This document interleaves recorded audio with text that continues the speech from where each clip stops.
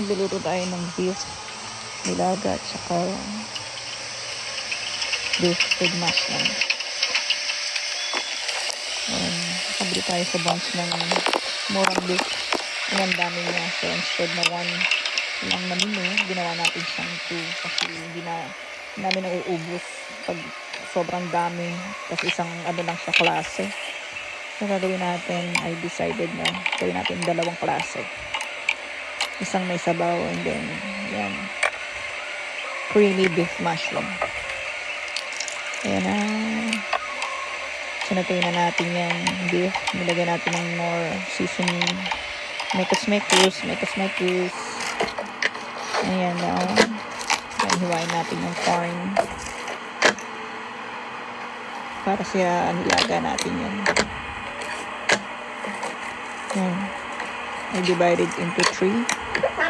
Ayan, lumatalsik-talsik pa siya. Hindi natin maano. Okay, back up.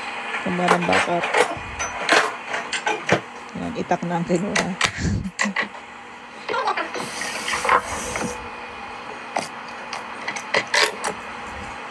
Ayan, hati-hatiin lang natin siya.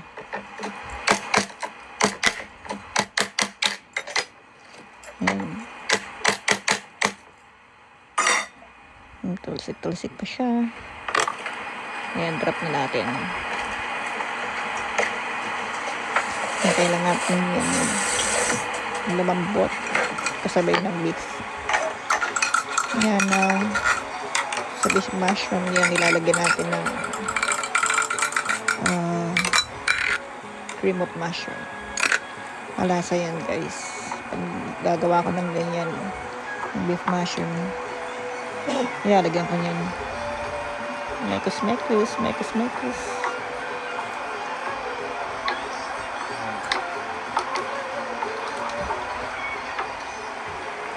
Then now I added cream. So, mas masarap pag may cream. More creamier.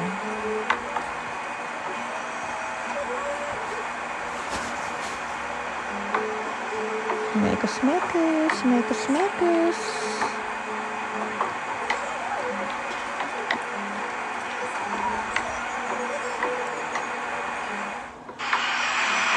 So yan, mekos lang natin, guys.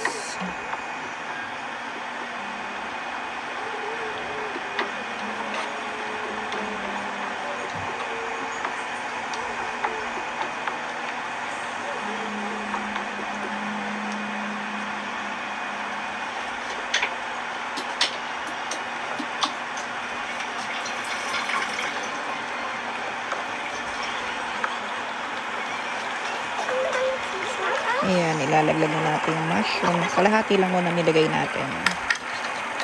Kasi gusto ko lang siyang tansyahin kung okay na ba yung kalahating can. Ayaw pang sumama ng isa. Sumabit pa siya. Yep, mekos again. Mekos.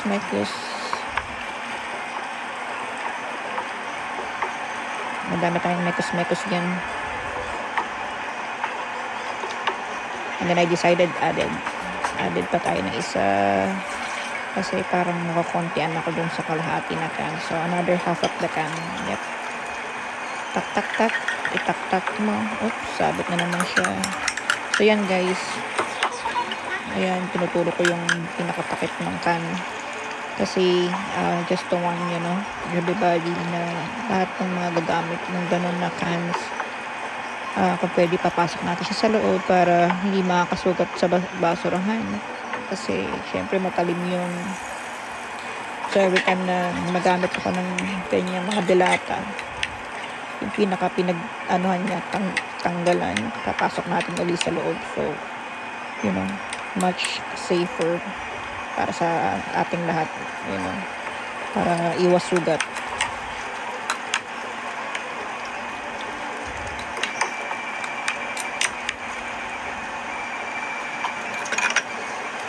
Ayan, dagdag tayo onti ng asin and pepper. And then mekos natin. So yun, pasensya na guys, ginamit ko yung spoon the same time na ginamit ko rin pang tikim ko.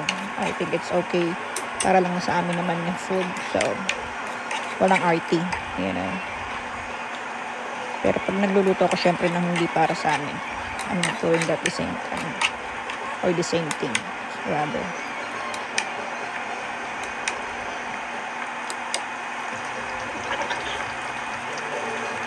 Tikim-tikim ulit. Kuha ka na kaya ng kanin, bro. Syrup yan. Syrup kaya. So, yan guys. Nakita nyo, tinutupi ko. Tinutupi ko yan. Pinakita ko sa inyo. Takatupi lahat. So, safe.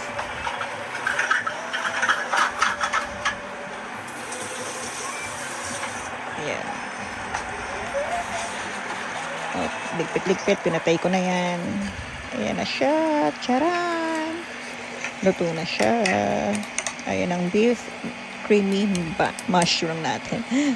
Sorry na buyoy. So, yun na yung creamy beef mushroom. And then, ayan na yung nilaga. Kumukulo na siya.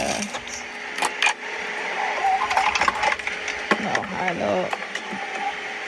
Make us again. Make us again.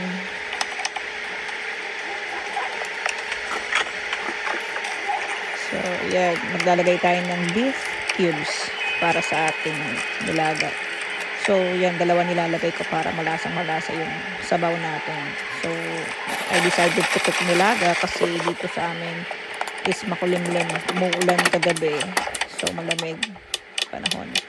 So, yan, yung nihiwa ko kamote. So, ganyan ako magtalop ng kamote. Dinidivide ko siya ng maliliit. Tapos, yan, kumbalatan ko siya ganyan. Much easier for me. Mabilis, you know. Kaya ganyan ako maghiwa ng kamote. And then hindi ako bumibili ng ng saba na dito kasi sayang, hindi naman nila kinakain. So kamote na lang. And nagpapalasa yan dun sa ating sabaw. I like the kamote rather the saba kasi medyo maasim pag yung may saging na saba. So, pag kamote lang, manamis-namis. Yeah, yan ang beef mushroom natin. Yum, yum, yum. Tapos na siya dyan. Luto na siya. Yan, naisalin ko na siya. Yan, nakakain na nga kami dyan. Oh, late ko na siya na kasi nakalimutan kong i-record. So, kumain kami ni hubby, ni Jowa. Ayan. Naubos niya na yung kanya. Ayan. So, syempre, soda ang lola.